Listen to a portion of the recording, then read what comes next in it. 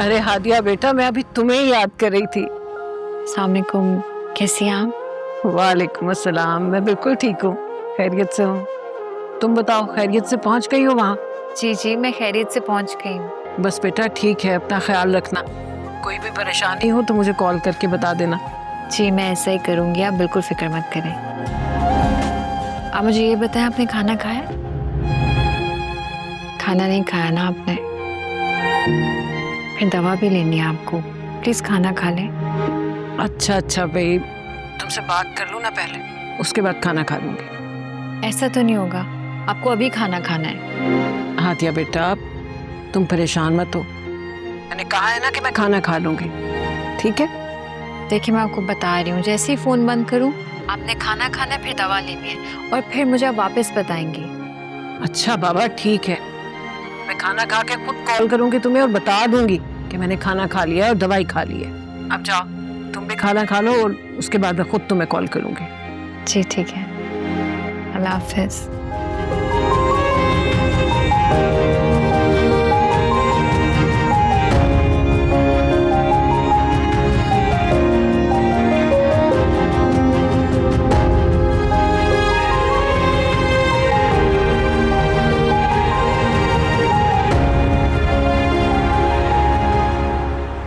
अरे अस्सलाम वालेकुम, आप कब आए? मैं वेट कर रही थी, आज देर हो गई आपको। वालेकुम अस्सलाम। बस डॉक्यूमेंटेशन वगैरह में वक्त लग गया, कुछ ईमेल्स करनी थी, वर्कलोड ज़्यादा था इसलिए। चले, बस एक ही दफ़ा की मेहनत है, इंशाल्लाह फिर सब कुछ स्मूथ हो जाएगा। बतूल, मैं चाहता हूँ कि जाने से पहले जितनी भी स्ट्रैटेजीज हैं वो खुद बना कर जाऊँ। मैं नहीं चाहता कि कंपनी लॉस में जाए, जैसे पहले मेरे गलत फैसलों की वजह से गई थी। देखें, अब आप ना सिर्फ मसाइल का हल ढूंढ रहे हैं, अब आप तो बहुत ही अच्छी स्ट्रैटेजीज भी यूज कर रहे हैं। मैंने कहा था ना, सारे वहम आपके झूठे थे। साहिल से बात हुई थी, जो आइडिया मेरे जहन में आया था वो प्रपोज किया मैंने उसको। उसने कुछ देर के लिए अपनी मोहलत मांगी है सोचने के लिए। मैं मशवरा देना चाह रही हूँ आपको, राय समझ लें। आप ना इस पोजीशन के लिए किसी और को भी जहन में रखें, कोई और ऑप्शन। अम्मी से बात हो रही थी मेरी फोन पे, तो उनकी बातों से समझ में ये आया कि अब जाहिर है साहिल की शादी हो गई है, उस पर जिम्मेदारियां हैं। उसने ये सोचा है कि वो बाबा के स्टोर पे ही रेगुलर बैठेगा, बल्कि उनके स्टोर को अब एक बड़ी मार्ट में तब्दील करना चाहता है। और वो बाबा की निशानी है, इसलिए वो नहीं चाहता कि ये बिजनेस बिके या हमारी फैमिली इसमें ना रहे। हाँ, लेकिन बतूल, माँ की भी यही ख्वाहिश है कि साहिल ही कंट्री मैनेजर बने। उससे ज्यादा एबिलिटी किसी और इंसान में नजर नहीं आ रही इस जॉब के लिए। ये तो है, साहिल बहुत ही मुखलिस इंसान है, बहुत ईमानदार, मेहनत भी करता है, पर आप देख लें। चलो, सोच कर जवाब देता है वो तो देख लेंगे तब। सुनो, एक अच्छे सा कप चाय का बनवा दो प्लीज। लाती।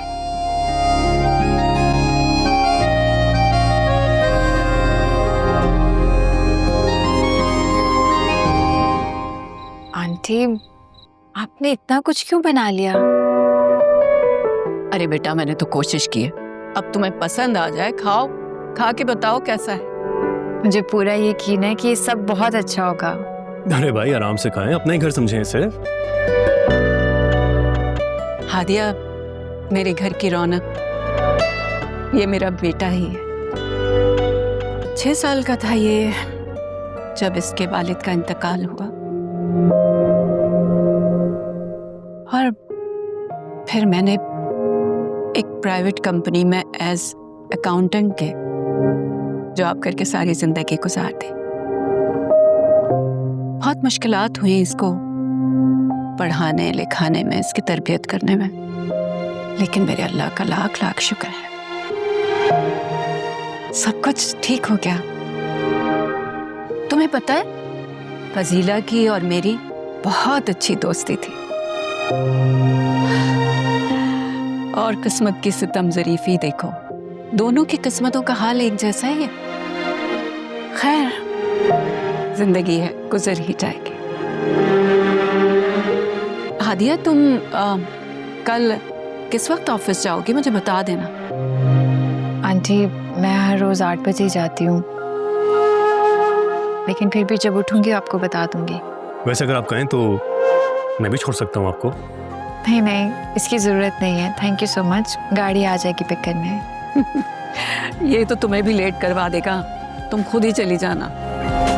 अम्मी, आप भी क्या बातें कर रही हैं? तो ठीक ही तो कह रही हो, इसमें क्या गलत है। बेटा तुम खाओ ना खाना, किस सोच में पड़ गई।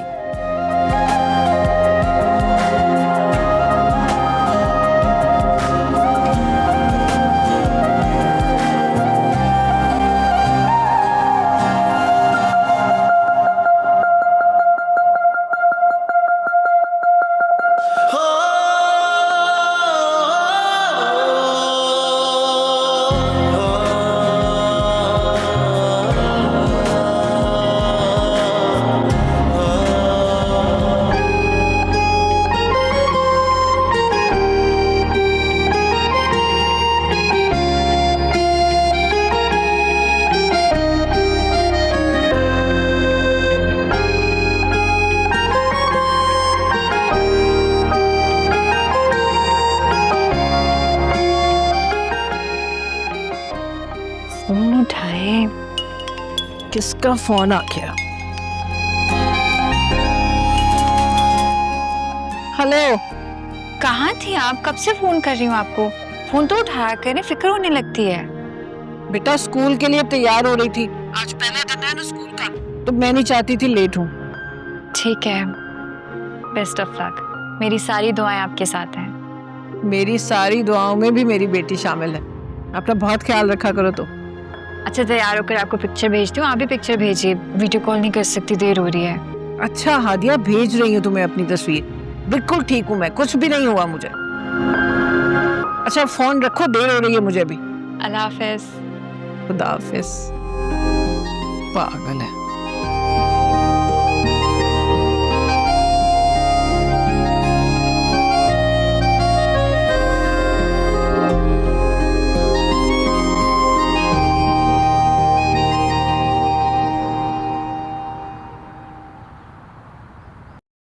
मैं तो फिजा की एजुकेशन को लेके बहुत परेशान हो गई थी, मगर अब मैं मुतमईन हूँ कि उसका वहाँ यूनिवर्सिटी में एडमिशन हो गया है। ये तो बहुत अच्छा हो गया।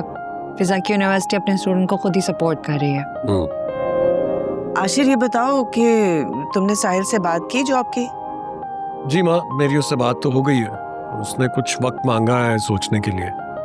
और माँ, मैं आपसे बस यही रिक्वेस्ट करूँगा कि अगर वो इनकार कर देता है तो आप उसे प्लीज़ प्रेशराइज मत कीजिएगा। उसका फैसला है, उसे ही लेना चाहिए। एंड इन दैट केस हमारे पास और ऑप्शंस होंगी, हम किसी और से बात कर लेंगे। ठीक है।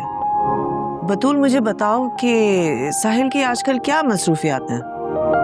जी शादी के बाद भी वो बाबा के स्टोर पे ही बैठ रहा है। बाबा का स्टोर चलाना और जॉब ना करना उसका अपना ज़ाती फैसला है। आशिर, तुम एक काम करो, साहिल से दोबारा राब्ता करो और फिर जो भी बात हो वो मुझे आके बताओ। जी ठीक है माँ।